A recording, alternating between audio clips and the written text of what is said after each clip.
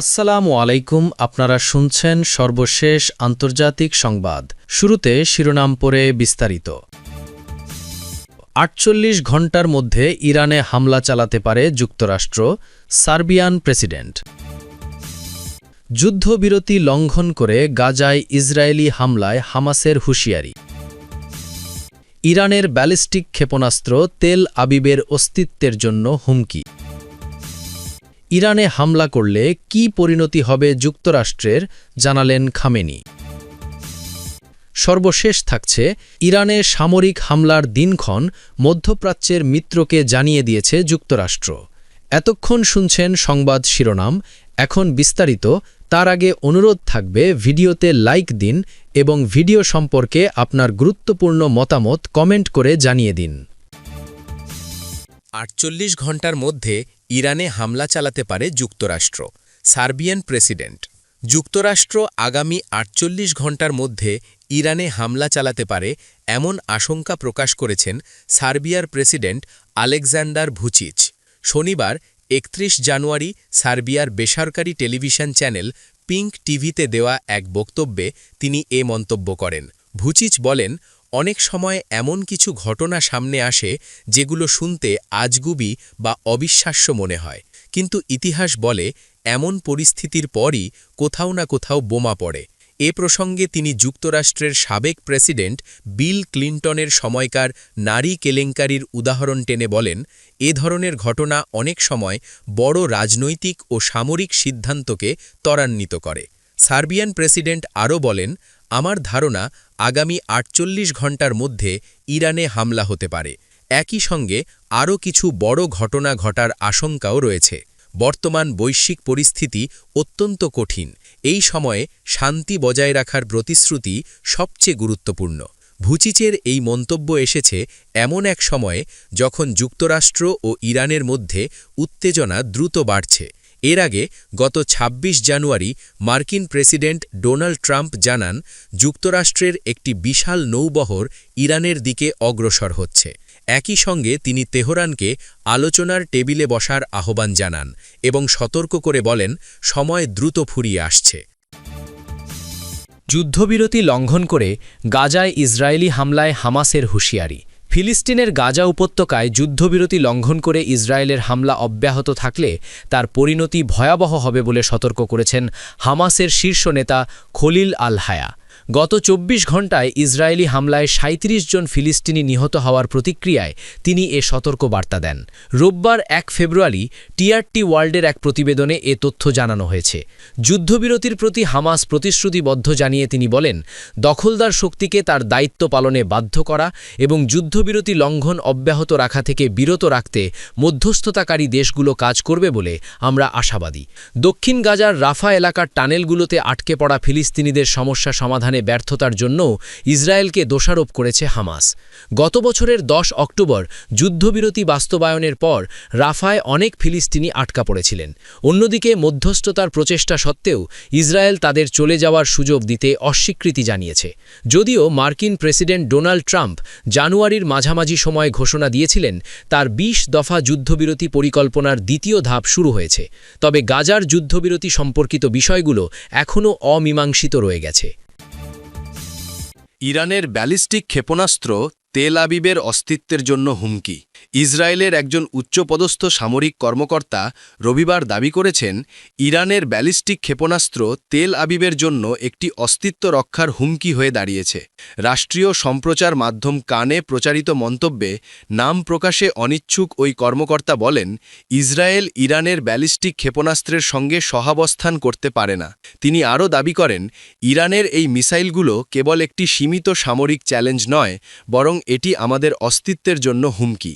তার ভাষ্যমতে, গত জুনে ইরানের ওপর ইসরায়েলি হামলার আগে তেহরানের কাছে প্রায় ২,০০০ ক্ষেপণাস্ত্র ছিল।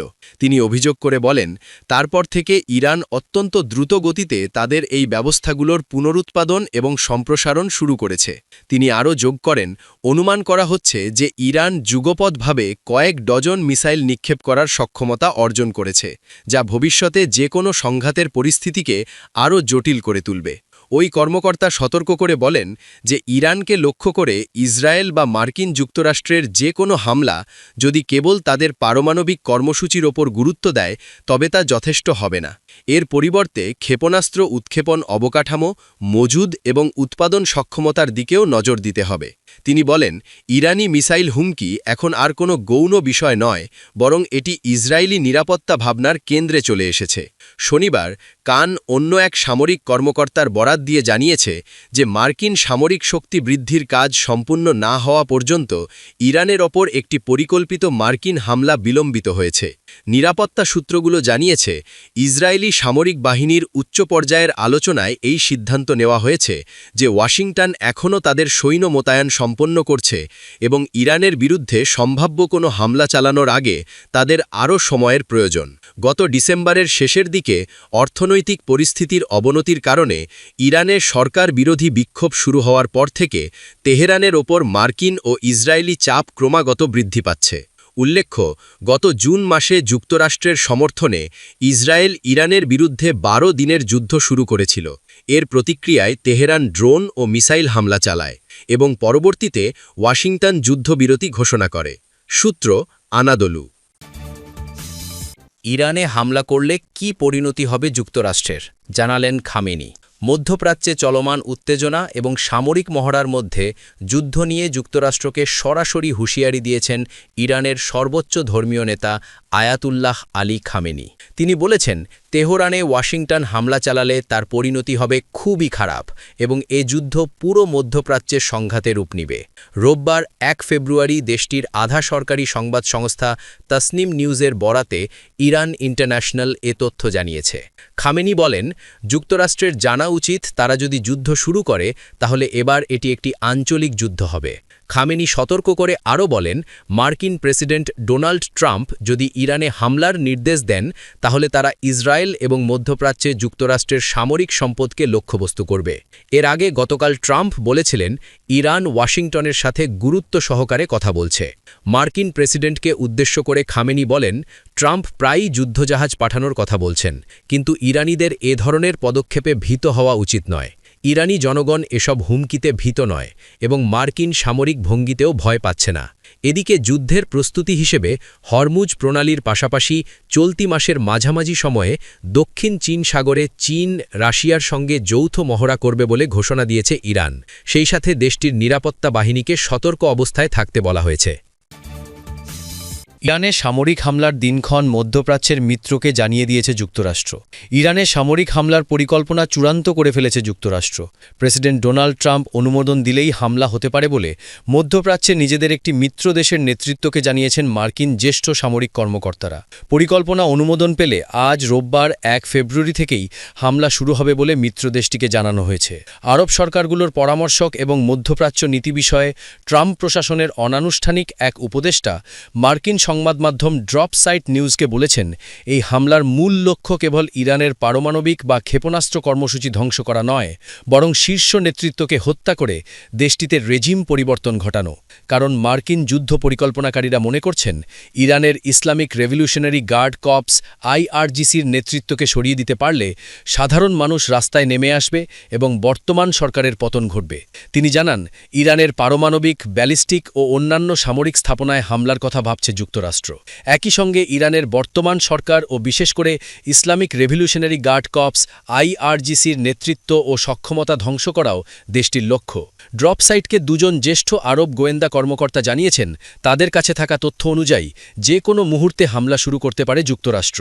ট্রাম্প নিজেও শুক্রবার ওভাল অফিসে এক বক্তব্যে বিশাল মার্কিন নৌবহর ইরানের দিকে এগিয়ে যাওয়ার বিষয়টি নিশ্চিত করেছেন।